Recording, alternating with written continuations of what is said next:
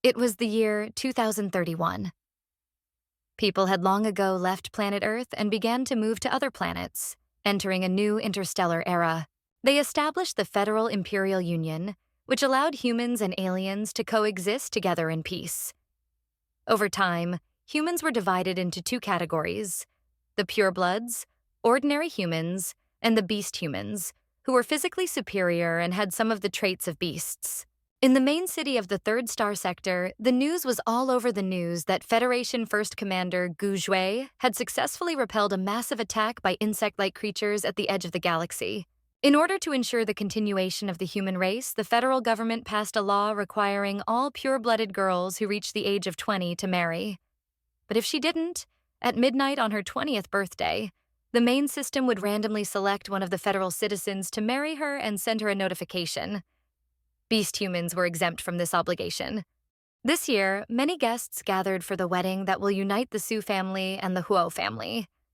Their children have been friends since childhood and both entered the Imperial Military Academy, which was considered very prestigious. This year, many guests gathered for the wedding that will unite the Su family and the Huo family. Their children have been friends since childhood and both entered the Imperial Military Academy, which was considered very prestigious. The girl looked anxiously at the time and sighed sadly. Her mother anxiously asked if Huo Yi Chang had contacted her, because time was running out, and without a groom, the wedding would not take place. Suddenly, her optical intelligence bracelet alerted her to an incoming call. Optical intelligence is an artificial intelligence that performs the functions of identification, communication through the astronet, as well as emotion analysis and simulation, and is mandatory for federal citizens. The groom reported that her younger sister's airship had crashed in Sector 7, and she had asked him for help. He had to save her. The girl was worried, but reminded him that her 20th birthday was only a couple of hours away, and if he was late, they couldn't get married. The man said he understood, but could not leave Xiaoman in trouble. He promised to be on time for the ceremony and then hung up. Hearing this conversation, the girl's mother was upset and said that this girl was causing trouble again. She never understood why her husband wanted to adopt her. Su Wan looked at herself in the mirror and grinned and said she had no doubt that it couldn't have been a coincidence. At the age of 13, she was attacked by space pirates while traveling, and due to her severe injuries, she had to be put in a capsule and frozen for 5 years to fully recover. At the time, no one but the girl's mother believed that she would ever wake up. After waking up, Su Wan discovered that her father had adopted a girl from Sector 7 who was the daughter of his close friends. Over time, he began to treat her as his own daughter. Even both of her older brothers accepted her into the family. The girl was cunning and knew how to win people's sympathy when she needed to. She also knew how to deprive someone of everything. Now she had Su Wan's fiancé's attention. The girl exhaled heavily and muttered that if these two were interested in each other, they could tell her, and she wouldn't object to their relationship. Midnight was approaching, and the girl began to worry that if she didn't get married in time, the system would solve everything for her. She was horrified to think that her husband might be a complete stranger and not her type. In the end, she decided to take matters into her own hands. The girl asked her mother to cover her absence at the banquet while she decided something, and then they would continue with the wedding ceremony. Su Wan quickly ran out into the corridor. Her mother excitedly asked what she was up to and where she was going. The girl turned round, smiled, and replied that she would go and find herself a new fiancé. She walked down the corridors full of enthusiasm, holding up the hem of her wedding dress. Suddenly, a white furry thing came round the corner. The girl stopped in interest and decided to see what it was. She stared in surprise at the young man with snow-white fluffy ears and an equally fluffy tail. He was sitting on the floor and looked at her with big, innocent eyes. Su Wan asked who he was and what his name was. As she looked at him, the girl could barely contain herself from smiling. This cute beast human was definitely her type of guy. The young man lowered his gaze and thoughtfully replied that his name was Eijue and wagged his tail, which the girl knew was a sign of sympathy on his part. The girl looked closely at his face. He was very handsome, with slightly disheveled hair, and he looked at her with such a trusting gaze. Su Wan thought about the fact that although she was obviously interested in him, she couldn't marry a minor, and he looked like a teenager. She decided she hadn't time for that and turned round to look for her fiancé. But the guy caught her by the hem of her dress and held her back. He looked at her hopefully and asked where she was going. The girl stroked him on the head and told him that she urgently needed to find a man who would agree to marry her. After that, she promised to come back and take care of him. The guy looked at her again with eyes full of despair and pitifully asked her not to leave him. Su Wan leaned over to him and tried to calm him down. She told him to behave and wait for her. If he was an adult and could marry her, he would be a great help to her.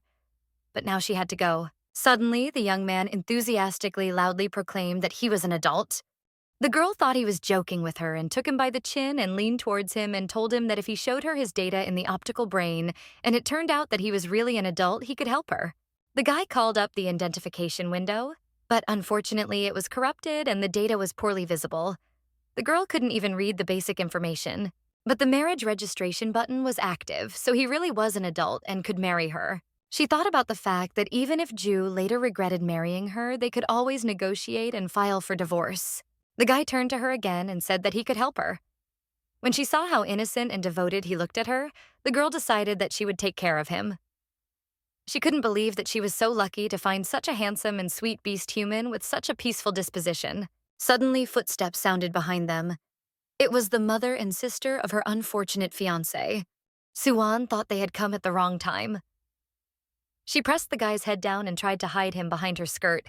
The young man at this time was enjoying the girl's gentle touch without suspecting anything. Ho Yi-chang's sister smirked gloatingly and wondered why her brother was still not at the ceremony. His mother, on the contrary, tried to calm the bride and told her to be patient and that her son would definitely appear soon. She stroked the woman's hand in a soothing gesture and told them to go back to the ceremonial hall and wait for her and Huo Yi-chang. Huo Jiaozhou smirked and thought it would be interesting to see Su Wan embarrassing when her elder brother wouldn't show up. As soon as they left, Su Wan's optical mind informed them that they should hurry up and apply for marriage as the system needed time to process the request. Ju's face emerged from behind the bouffant dress. He looked at the girl expectantly and wagged his tail. Suddenly, she asked if his relatives would object to his marrying her, and the guy immediately replied seriously that no one would dare say a word against it. Then, holding out her hand to him, she smiled radiantly and said she would be happy to marry him. Su Wan brought her bracelet close to Aju's bracelet for a scan. The optical brain immediately alerted that their marriage application had been sent for approval by the main system. A reply would be ready in an hour. The girl held out her hand to the guy and told him it was time for him to change. When Aju stood up, she was surprised to notice how tall he appeared. Now she could get a good look at him. Though he seemed young, he was well built. Su Wan nervously paced back and forth along the corridor and finally came to the door asking Aju if he had changed his clothes. He was supposed to wear Huo Yi's suit, but she doubted if it would fit him. To confirm her thoughts, the young man called out and asked for her help as the suit was too small for him. When she entered the room, she saw Aju in a suit, adjusting his tie. His trousers were tight around his athletic thighs, and his waistcoat emphasized his muscular chest. The girl grabbed the guy's tail and started tucking it into his trousers as they were not designed for beastmen. She apologized for the inconvenience. She suddenly thought about how soft and fluffy he was, and how nice it felt to touch him. Aju blushed and took her hands off his tail in embarrassment, saying he would do it himself. The girl was immediately embarrassed. She had touched him so unceremoniously, forgetting that such parts of the body were erogenous zones for beastmen. Su Wan stood by the large panoramic windows, a screen with her and Huo Yi-chang's wedding photo looking at her from the street. Given the circumstances, it all seemed rather ironic, and she grinned. Suddenly, she heard Aju walk over and asked what she was thinking so deeply about. The girl looked at her fiancé and was once again convinced how lucky she was to have met him. Not only was he really handsome, he had an easygoing nature, and judging by the way his suit fit, he had a rather athletic body underneath. She walked over to him, fixing her slanted tie and smiling radiantly at him. She said she had been thinking about why the main system had not yet approved their marriage. Meanwhile, at the base of the Space Squadron's first military base, turmoil has broken out. Gu Zigong, Emperor of the Interstellar Federation and nephew of Gu Jue, demanded information on where their first Interstellar Federation commander had disappeared to. Yesterday, after a brilliant victory over the insect-like creatures, he went missing. The man on the screen was able to reply that they found only the wreckage of a spaceship in Zone 3 and the silver mask the commander used to wear. The Emperor angrily tapped his hand on the table and ordered that the area be sealed off, and that no one be let in or out until they found Commander Go.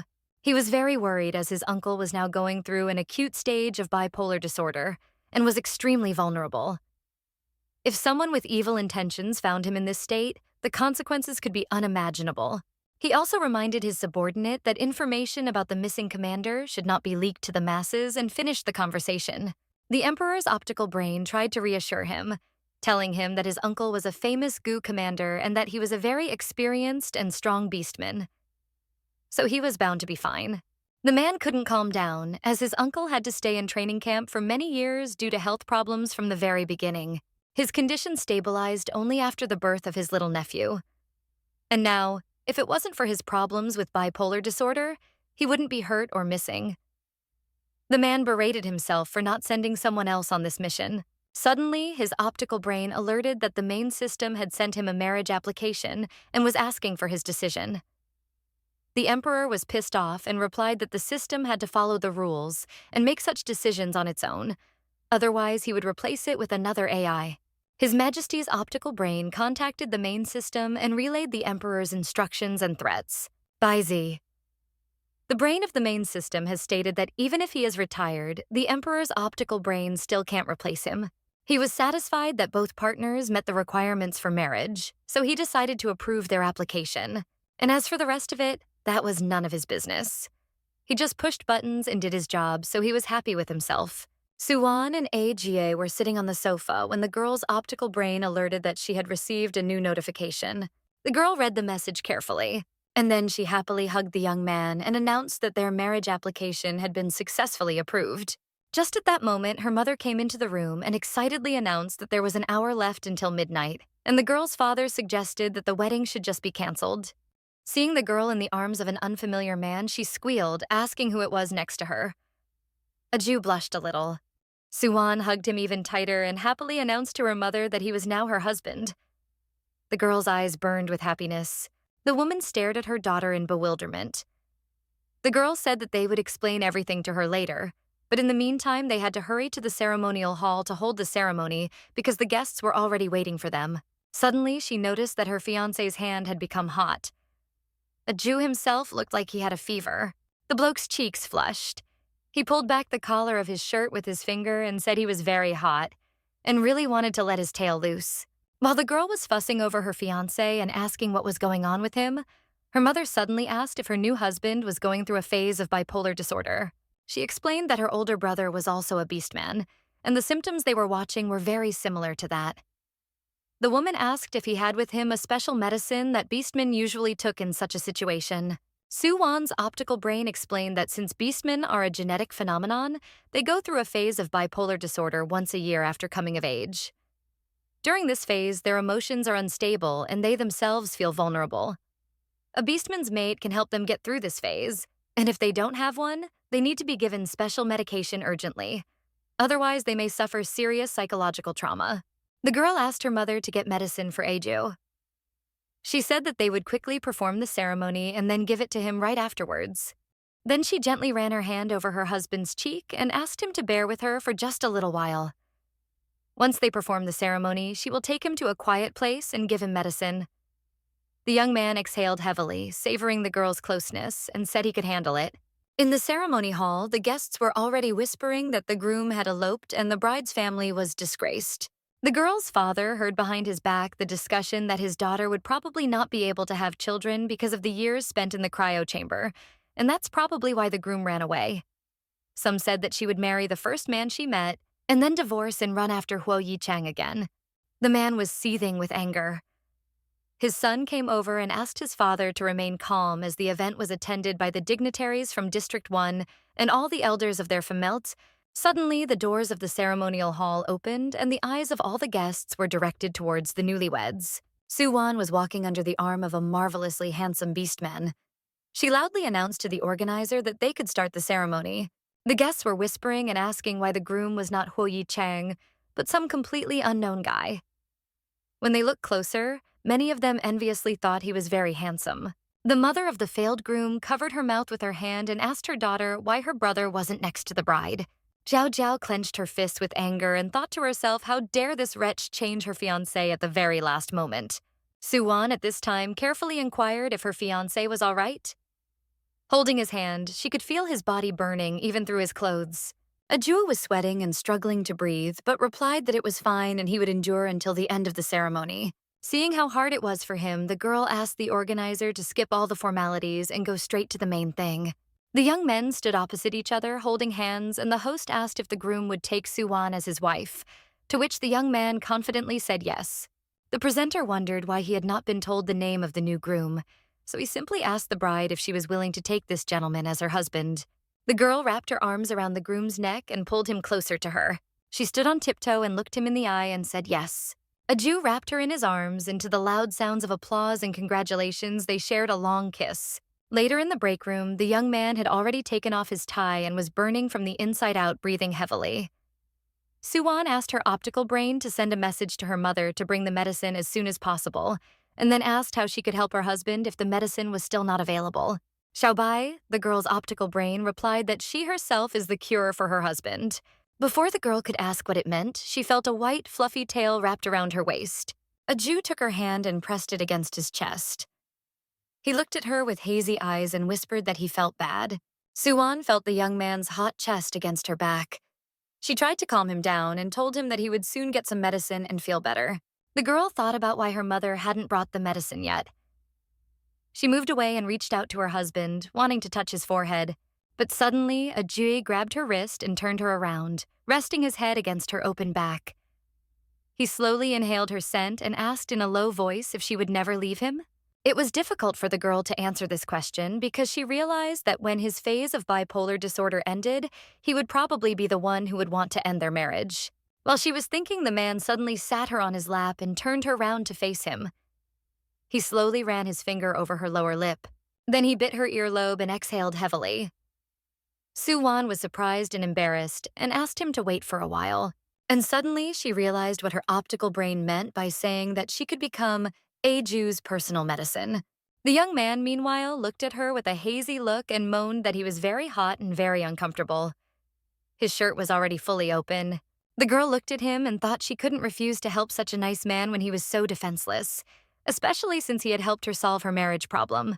A Jew stretched his arms out to her again, and his eyes were watering from how much his body was burning from the inside out. Su Wan realized that she couldn't keep him waiting any longer and took his face in her hands and kissed him. The man was instantly relieved, and at the same time, his animal instincts took over. He Rasputinized the girl's hair and started on her dress. After a few moments, they both succumbed to primal feelings, and it turned out that the sweet and innocent beastman was quite experienced. Soon, they stopped caring about anything around them. Meanwhile, Su Wan's father intercepted her mother in the corridor and irritably questioned what the hell had happened today. He looked at his wife with anger and asked why his daughter had chosen another groom at the last moment. The woman hesitated and said she didn't quite know what was going on. She said she was on her way to the girl to find out, to which the man said he would go with her as he still had to explain to Huo's family.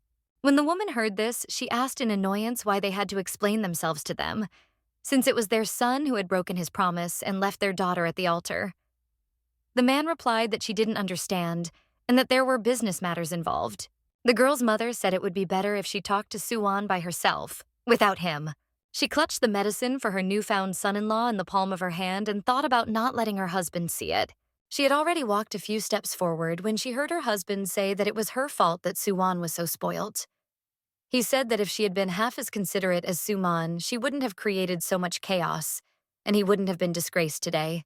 When the woman heard this, she turned around and screamed how he could say such words without even thinking about what their daughter was going through when she found out that her fiancé had left her a couple of hours before the wedding. She told him that Huo Yi Cheng left their daughter at the altar just because of Su Man, thus humiliating her. Clenching her fists, the woman gritted her teeth that he cared for his adopted daughter more than his own. Perhaps he was hiding something and Su Man was really his own daughter? Suddenly, there was the sound of a slap. The woman's head jerked to the side, her cheek burned. Putting a cool palm to her cheek, the woman said quietly that she seemed to be right. Her husband stood in a stupor, not knowing what had come over him or why he had done it. The woman just turned round and went on her way, telling him in parting to wait for her divorce papers. Suddenly, their son appeared behind the man's back. He asked why he and his mother were arguing so loudly, and said that the high-ranking guests from District 1 were departing and needed to be escorted out. The head of the Su family, grandfather Su Wan, thanked the guests from District 1 for honoring his granddaughter's wedding with their presence. The young men from the delegation thanked them for their hospitality and asked which district their new son-in-law was from. District 3, like the bride? The girl's father didn't know what to say because he didn't even know his son-in-law's name. He was embarrassed and replied that the newlyweds had already gone to the restroom, but if they wanted to talk to them, he could call them. The young men replied that there was no need for that and wished them well and said it was time for them to head back. One of them asked the other why he was interested in the groom, and the man replied that he seemed vaguely familiar to him. Then the man thought about it and said that if you think about it, this guy is a bit like their emperor. When his friend heard this, he told him not to talk rubbish. He said that this beastman was indeed emanating waves of very strong power. Perhaps they had met him at the Imperial Military Academy. Suddenly, his friend's bracelet lit up. The optical brain alerted him to a new mission to find something very important. The mission was top secret. Su Man could barely open her eyes, trying to realize where she was. She pulled herself up in bed. Her whole body was aching. She was hungry and she didn't know what time it was. Suddenly, she saw a man's arm girdling her. And then she looked round and saw a large white tail lying peacefully on top of her legs. Suddenly, the events of the previous night came crashing down on her. She finally woke up and remembered that she was now married. The girl gently took her husband's hand to remove it so she could get out of bed. But suddenly with that, she activated his optical brain bracelet and dozens of messages and alerts flooded out of it. She accidentally read the last message she had received and learned that Jui was someone's uncle. The sender's name seemed very familiar to her, but she couldn't figure out how she knew him. Suddenly, her husband's optical brain appeared and introduced itself as Bai Hu. He said that Guzi Gang was the name of His Majesty, the Emperor of their federal empire, and she could now address him by his name since she had become his aunt. The not fully awake girl folded her arms across her chest understandingly. But then she suddenly froze with shock and asked the optical brain to repeat what it had said. Bai Hu replied that last night she had married the first commander of the federal empire and the emperor's uncle. He congratulated them on their marriage. Upon hearing this, the girl's mind immediately began to think feverishly and conjure up images of how she would be sued in society for taking advantage of the first commander helplessness and forcibly marrying him to her. Terror ran goosebumps down her body. She asked her optical brain what the prison sentence was for marriage fraud in their empire. When she heard she was facing up to 30 years in prison, she picked up her wedding dress and rushed to run home. Soon the girl found herself at her parents' house and sitting on the sofa trying to gather her thoughts and tell her mother the situation she was in. She couldn't understand how her sweet and innocent Jew could turn out to be a war god in their empire. The two appearances were completely incongruous in her mind. The girl groaned in despair and pulled herself by the hair, not knowing where to start. Her mother lowered her head guiltily and apologized for not bringing her medicine for her husband. After the fight with her father, she couldn't think of anything but divorce. The woman honestly admitted that her husband had raised his hand against her. But what angered her the most was that he thought it was Su Wan's fault that her fiancé left her. She revealed that he again started comparing her to Su Man. And when she suggested that she could be his own daughter, the man got angry and crossed the line. The girl gently hugged her mother and expressed her regrets. She said that Su Man could not be his daughter because she had taken a genetic test, and she was definitely not from Su's family. Then she said that he had no right to do that. So if he ever allowed himself to do anything like this, his mother was obliged to hit him back. The woman thanked her daughter for her support. Then suddenly she asked what happened yesterday, and who was the man her daughter married yesterday. Su Wan was a little embarrassed and replied that his optical brain said that her husband was the first commander of the empire, Gu Jue. Hearing this, her mother couldn't believe her ears. The woman looked at her daughter worriedly and asked how she had managed to meet him. The girl honestly admitted that she had stumbled upon him by chance in the corridor and liked him. She didn't mention that her whole body ached from the night she spent with him. The girl's mother asked how the man reacted to the incident after his excitement phase had subsided and if he was angry with her. Su Wan looked away guiltily and admitted that she had woken up before her husband and had just run away from him. The woman thought about it and said it could cause problems. During this phase, beastmen are overly excitable and gullible like children and vulnerable, so they may fall victim to scoundrels. Beastmen may also forget some or all of the events that occurred during the excitement phase. She suggested that the commander was unlikely to hold a grudge against their family. The girl looked at her mother and asked if she thought she should write him a letter of apology. Anyway, she was going to do what he said. If he wanted a divorce, she'd do it. The girl opened the console to write a message. She would have been sorry to part with such a sweet and handsome commander, but her life was more important to her, Su Wan typed the message over and over again and erased it. She didn't know how to write to him in a way that wouldn't offend him or seem stupid. Suddenly, her inner turmoil was interrupted by her brother appearing in the doorway. He said that grandfather had asked her to bring her to him for a talk. The girl wasn't surprised.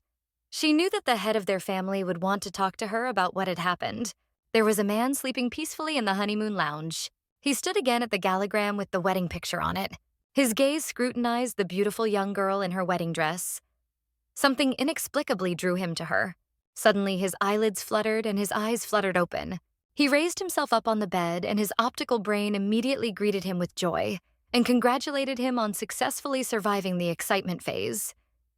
He reported that his subordinate officers were already waiting for him outside and awaiting further instructions. The man looked around and noticed that the bed next to him was empty. Bai Hu said that if he was looking for his wife, she had already left. But right now, she was typing him a message. Jue stared at the virtual console.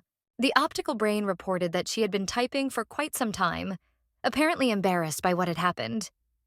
The man did not comment on this and waited in silence. Then suddenly he received a message that His Majesty the Emperor was urgently summoning him to himself. After a while, the first commander was fresh, and his appearance expressed no emotion whatsoever. He appeared at the Emperor's castle, where everyone greeted him loudly and respectfully. Seeing his uncle unharmed, the Emperor asked excitedly if he was all right.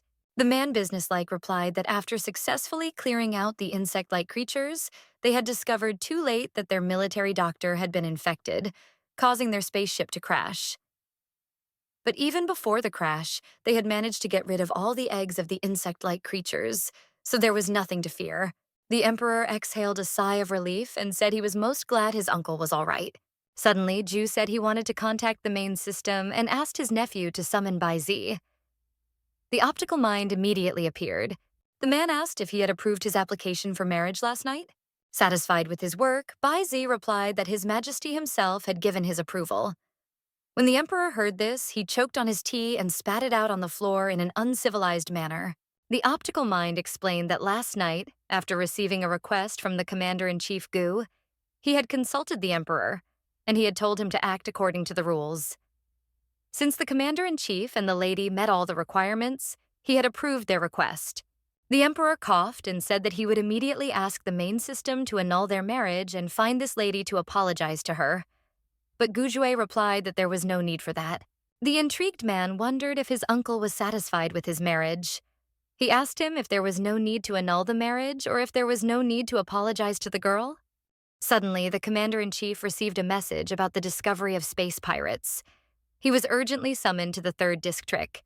The Emperor said they could talk later and released his uncle. The man calmly stood up and wished his nephew a good day and said goodbye. The Emperor rubbed his chin thoughtfully and reasoned that the situation was getting interesting. In many years, his uncle had never expressed a desire to marry. Did the tree blossom this time? Then he waved his hand and asked Bai Zi to send him all the data he could find on this girl. The optical brain reminded the Emperor not to use his position for personal gain, but the man smiled at him menacingly and sent him off to gather information. Su Wan followed her brother, who scolded her and said that because of her antics, their parents would be divorced. The girl asked why he blamed her and not Huo Yichang and Su Man, because she was the reason he left her at the altar. The guy objected and said that their sister was in a hurry to get to her wedding, and had Huo Yichang not gone to save her, she might have died. Suddenly, a girlish voice was heard behind them, asking them to stop fighting. It was Su Man. The girl was leaning on a crutch, her eyes full of tears, and she lowered her head and said it was her fault that the wedding was off. Her brother immediately ran up to her and told her she shouldn't have gone out because of her injuries. But the girl replied that she wanted to talk to Su Wan alone. The guy sighed and left the girls. Su Man was leaning heavily on her crutch and looked very tired. She spoke heavily and apologized to her sister for the way things had turned out. The girl listened to her half-sister's fake words with an impassive expression on her face. In the meantime, she continued to plead with her sister, already shedding tears, not to hold a grudge against her ex-fiancé. Suddenly, Su Wan approached her sister and, as if she hadn't heard her before, asked if she could smell something. Su Wan took her sister's face in her palms and looked at her with a sly and cold gaze, but a smile played on her lips. She said that she had a rich green tea fragrance emanating from her face. Su Man stared at her sister in surprise and asked what she wanted to say. She asked if the girl was angry with her. She grabbed the girl's t-shirt and began to cry loudly and apologize, telling Su Wan not to take offense at Huo Yi, because if he hadn't gone to rescue her, they would have had a fight. She looked up at her sister with tears in her eyes and said she wouldn't forgive herself if they broke up because of her. Su Wan took her sister by the shoulders and said that she really should thank her, because she had met her true love and married a wonderful man because of the incident. She put her hands to her cheeks and embarrassedly began to say that because Huo Yi Chang was late for their wedding, she went to look for a replacement for him, and she met the one sent to her by fate. He's the most handsome man she's ever seen. He is kind and caring and even taller than Huo Yi Chang. The girl confessed that it was love at first sight. She admitted that she's actually happy. Su Man listened to her sister and wondered how she could say such a thing. After all, she and Huo Yi Chang had grown up together and had always loved each other. Besides, if she doesn't marry him, it could affect the relationship and business between the Su and Huo families. Su Wan smiled cheerfully and said that Su Man is also the daughter of Su's family, so she doesn't see any problems. She excitedly caught her sister's hands and said that the girl could thank Huo Yi Chang for saving her life by marrying him, and thus an alliance between the families would be made. Then she looked her carefully in the eyes and asked, would they not thus kill two birds with one stone? Su Man recoiled from her sister and asked her not to joke about her. Though the girl was smiling innocently inside, she was burning with anger. She thought that Su Wan would be jealous and scold her and maybe even hit her. Then their family members would side with Su Man even more. Failing to get what she wanted from the girl, she hurriedly reminded her that her grandfather was waiting for her. The girl turned round and waddled into the house. Su Wan looked with superiority at her sister's retreating footsteps. She was proud of herself for not falling for her provocations and wondered if that was all the girl was capable of. Soon the girl found herself in her grandfather's office and greeted him politely. The elderly man greeted his granddaughter good-naturedly and took off his glasses, putting aside his book and motioning for her to sit down. The girl sat down meekly and waited for her grandfather to hand the book to the robot to put it back in its place. The man then asked her why she had come alone and where was her husband. Su Wan replied that he had urgent business to attend to, so he left early in the morning. The girl didn't want to lie to her grandfather, but since their marriage could soon be annulled, she didn't want to reveal that Jue was the first commander of the empire. She started gibbering and explaining to the man that if she hadn't met this guy, the system might have randomly assigned her an ugly or abusive man. So she picked the one she liked. Grandpa smiled good-naturedly and asked if she really liked her husband. Su Wan got embarrassed and replied sincerely that she liked him. She thought to herself that it was a pity that she would probably never get a chance to really like him. The man wondered why she didn't tell him what kind of personality her husband was. Is his status so far beneath their family? The girl didn't know what to say to that because she knew that Ju only had to sneeze and there would be no trace of their family business. But the girl's grandfather suddenly said that if that's the case, it's no problem at all. Their family is able to help and support them. Hearing this, Su Wan was surprised. The girl knew that even if Su's family had a lot of money, they were in any case unable to support the #1 commander in the galaxy. She decided to change the subject and asked what had brought him to their house today. The man sighed and began to tell that their family was planning to open a new branch in District 1 soon and that it would be the biggest branch in their business. She and Suman will soon be attending the Imperial Academy, and their father wants to entrust the management of this filial to Suman. The girl took a nonchalant look and asked why her father had made such a decision. In fact, she had expected something like this, because she knew how deep her half-sister's greedy hands went. The man replied that her father believed that her state of health would not allow her to drive.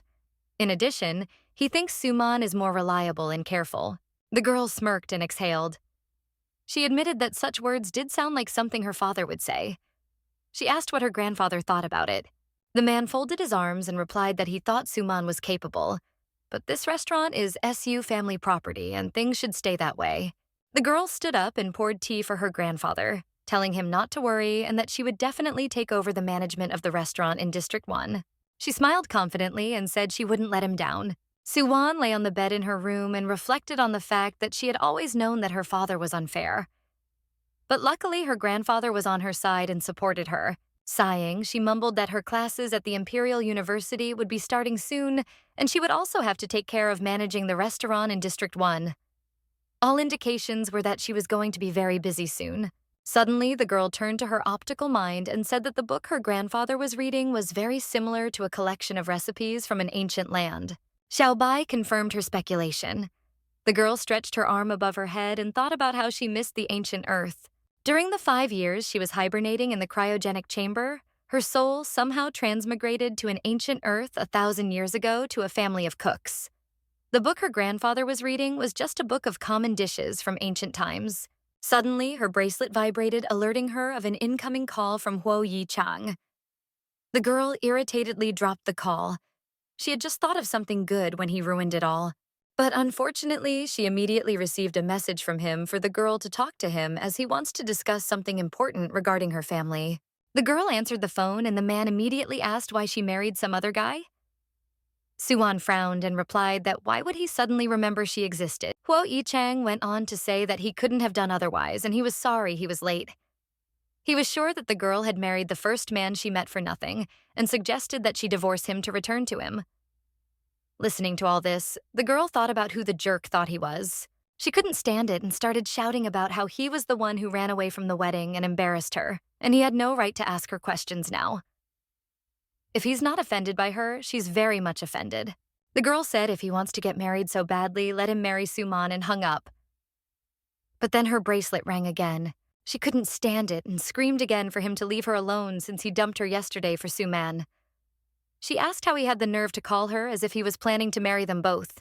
Su Wan stared at her bracelet without a sound coming from it and breathed angrily, waiting for an answer. Suddenly, there was a familiar male voice asking her who was going to marry both. She looked at the console and saw the name of the incoming subscriber, which was her husband, Gu Jue. The girl froze in horror. Her husband called her by name and asked if she could hear him. Then she tried to pull herself together and answered him. She shouldn't have been so nervous because he couldn't see her now. She immediately started apologizing for what happened last night. If he was against this marriage, she was ready to divorce him when he said so. The girl also offered to compensate him for his inconvenience. Suddenly, Gu Hui hung up the phone and the girl stared at her bracelet in bewilderment. She tried to check the quality of the connection as she couldn't understand what had happened and why he had interrupted their conversation so abruptly. Su Wan decided to write him a letter thanking him for his help with the marriage. She in turn had helped him through his bipolar phase, so she thought they were even, and asked him what he thought of her proposal. As she waited for an answer, the girl bit her nails in excitement. Soon, a return email arrived in which the man offered to meet her and talk to her. The girl collapsed in despair on the bed and clutched the soft toy. She was upset that he had offered to meet in person. Why couldn't he just call her on the phone or via hologram? She was too embarrassed. She started typing him messages one after another, saying that she understood the specifics of his job and that he was a busy man so they could just call. The girl wrote that she didn't mind not coming to a face-to-face meeting at all and asked his opinion about it. After half an hour of waiting for a reply from her husband, she was exhausted from worrying. She sent him a bunch of messages and apparently she can't avoid seeing him. Xiaobai tried to reassure her mistress, saying that perhaps her husband was busy at work and therefore couldn't reply. The optical brain advised her to lie down to rest as she still had a lot of things to do tomorrow. But the girl sat down on the edge of the bed and said she really had a lot of work to do. She had to get ready for classes at the Imperial University and work on the restaurant in District 1. She said she wouldn't be able to sleep anyway, so she'd get some things ready for tomorrow. Then she turned to her optical brain and asked it to prepare something for her as well. The girl said she would make a virtual list. The next day, Su Wan was relaxing on the sofa and reading a book when her father entered the room. The man was upset and said he wanted to have a serious talk with her. The girl asked what about. Her father asked why she wouldn't admit her guilt about what happened. He said that she should realize that Huo Yi Chang did not miss their wedding on purpose, and that she should forgive him. Now, because of her stubbornness, the Huo family is reconsidering the possibility of partnering with their family. Su Wan adopted an innocent and hurt expression and replied that her father didn't understand anything at all, and that he didn't notice the obvious things. The girl perfectly played the role of a victim and revealed that Su Man and Huo Yi Chang had long been in love with each other, so she had to marry a random man to avoid interfering with them. Father opened his mouth in surprise. The man hesitated and asked if it was true. The girl replied that it was clear true and that Su Man had stayed away because of the prenuptial agreement. But when she was in danger, Huo Yi Chang was willing to sacrifice everything for her.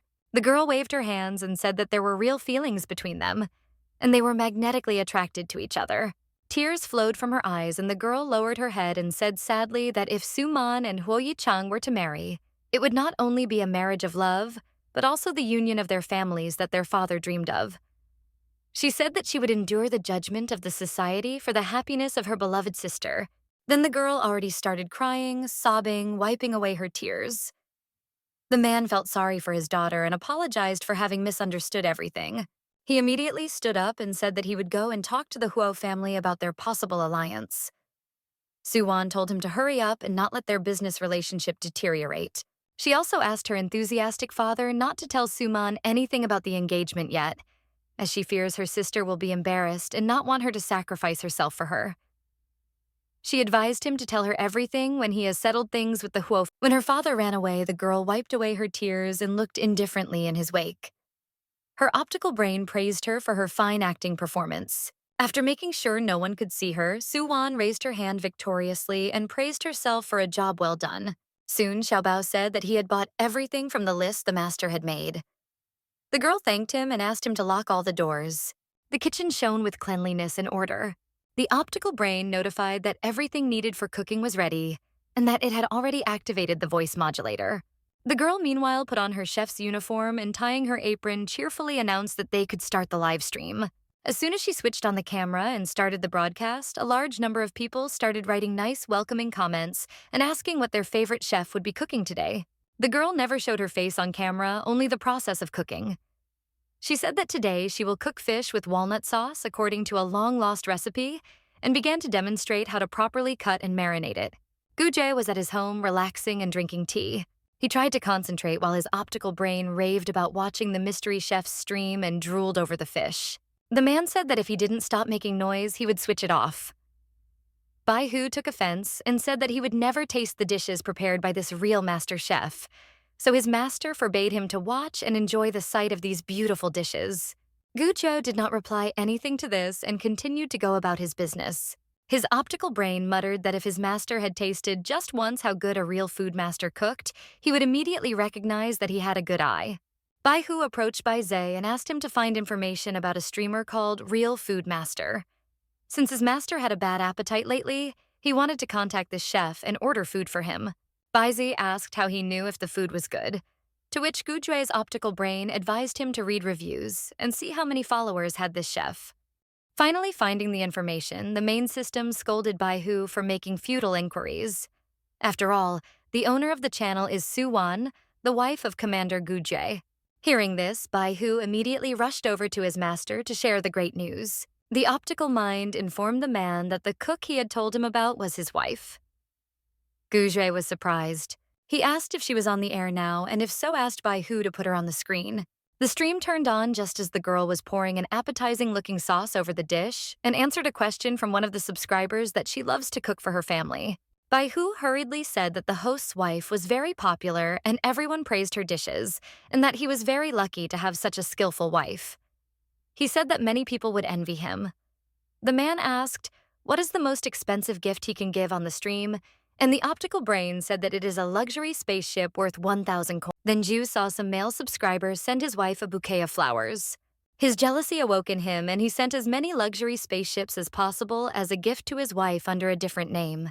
The girl was just thanking her subscribers for the activity and for the gifts when she saw that a certain Mr. Leng sent her an unimaginable amount of the most expensive gift on the stream.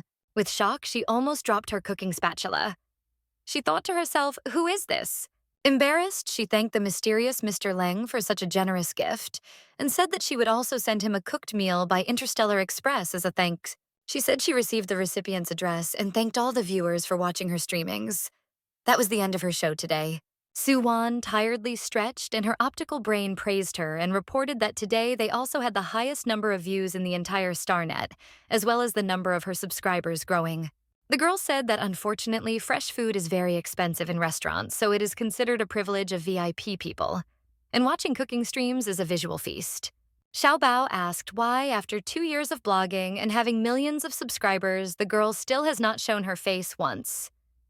To which she replied that her blog, The Culinary God, is her advantage. She hopes to use it to fight Su Man for control of the District 1 restaurant. She then said that since her secret, Mr. Leng was so generous she would cook a couple more dishes and asked the optical brain to arrange for them to be delivered to him.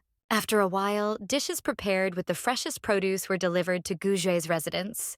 The man scrutinized the culinary masterpieces while his optical brain drooled and admired his master's wife. He put a piece in his mouth and began to chew slowly.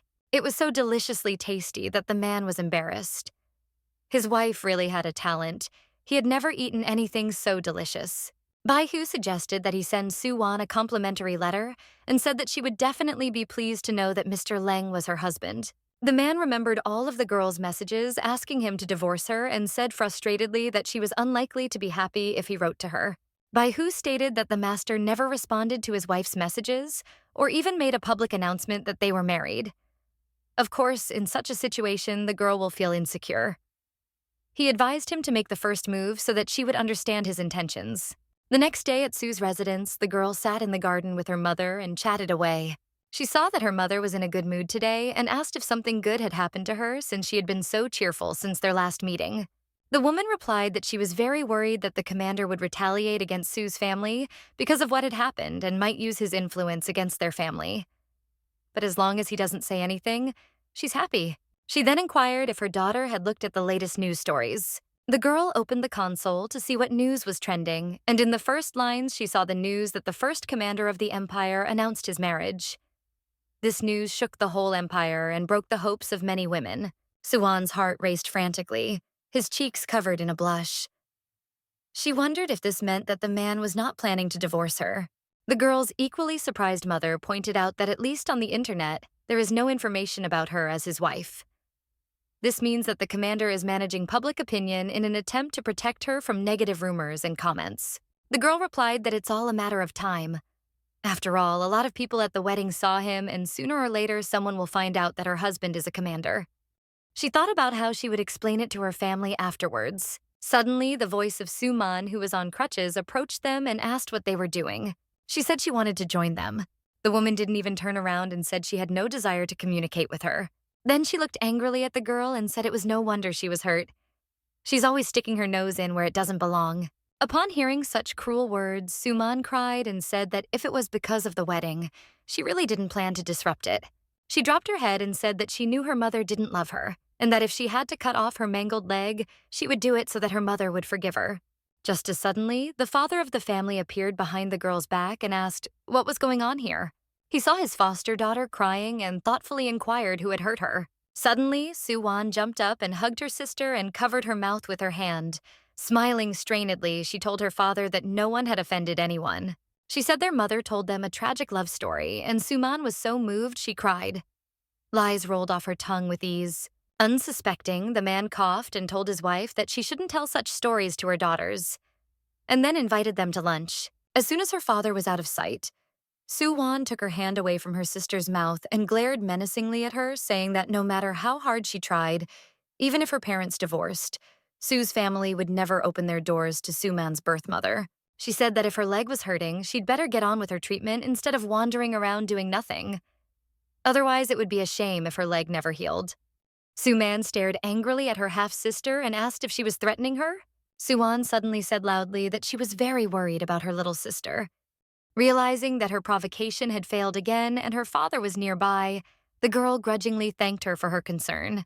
Su Wan grabbed her sister's hand and dragged her along, saying that she was probably hungry and that she should eat well to recover soon. Soon the whole family was gathered in the dining room. A father admonished his youngest son to switch off his optical brain console while he ate. The guy replied that an interview with him about his new song will be in the news very soon. The man irritatedly replied that instead of constantly striving to become an idol, it would be better if he took an example from his older brother and two younger sisters. Suddenly, his grandfather interrupted him and said that young people should choose their own path. Fearing his father, the man became embarrassed and changed the subject, saying that both his daughters would soon be studying at the Imperial University. The older man nonchalantly replied that if he was planning to appoint a manager to a restaurant in District 1, none of them had the experience to do so. Dad stood up for Su Man, saying she has experience as she has been coming to the store regularly for the last 2 years and has learned a lot from him. Then he cast an incredulous glance at his own daughter and said that Su Wan has too troubled health. The girl listened nonchalantly to her father and didn't seem offended to hear it. Suddenly, the girl's mother set aside her cutlery with a loud clatter. Su Wan put her arm around her mother's shoulders and smiled and told her father that her health was already much better, especially since she can't just sit back and let Suman do all the hard work. The girl looked at her half-sister and suggested that the two of them do it together and learn from each other and then choose a supervisor based on the results. Suman looked at the girl with displeasure and defiance. Grandpa loved that idea. Meanwhile, the girl's brother kept updating the hot news and thought about how bored he was sitting there listening to their conversations. Suddenly, he came across an article with news of the marriage of the Empire's first commander. The boy shouted loudly for his grandfather and father to come over and look at it quickly.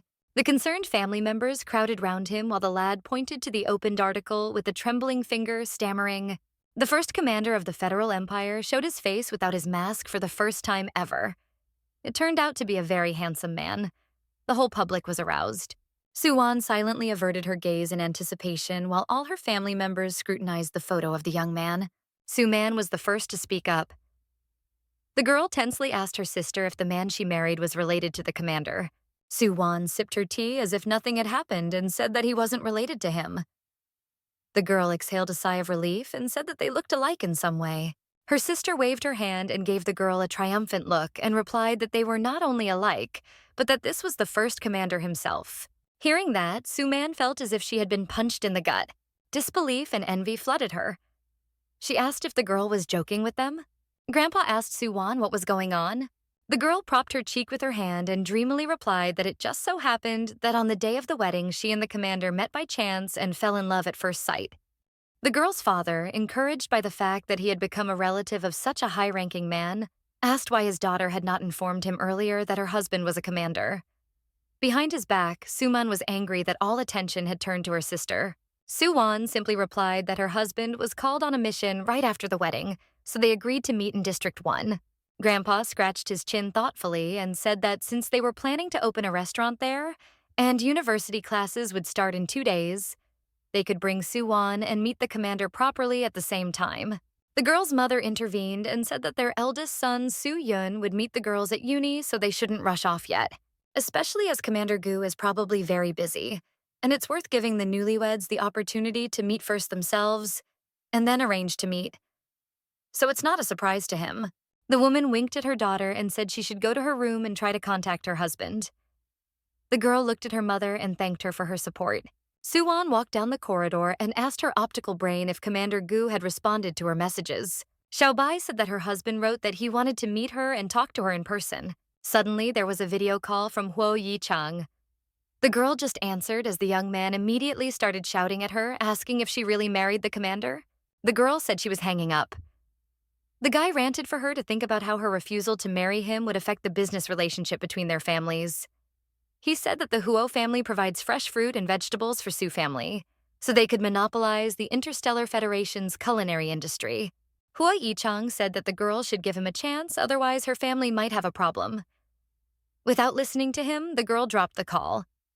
Xiaobai appeared and asked, "How dare this bastard threaten the girl using food supplies?" Su Wan exhaled and said that the Huo family wouldn't dare to take such a desperate step, but she should prepare herself just in case. She lowered her sad gaze and added that the Huo family's ambitions had grown exorbitantly in the past couple of years. Even at the wedding, they were willing to turn a blind eye to their son's mistakes, while humiliating her family in the process. Suddenly, Xiaobai remembered that a few years ago when the Huo family's ship was attacked by space pirates and was stolen a large amount of food supply, some influential person helped the Su family by supplying a large batch of groceries. The girl thought about it for a moment and remembered this. She said she didn't know who it was or why he had helped them, but it would be good to find his contacts.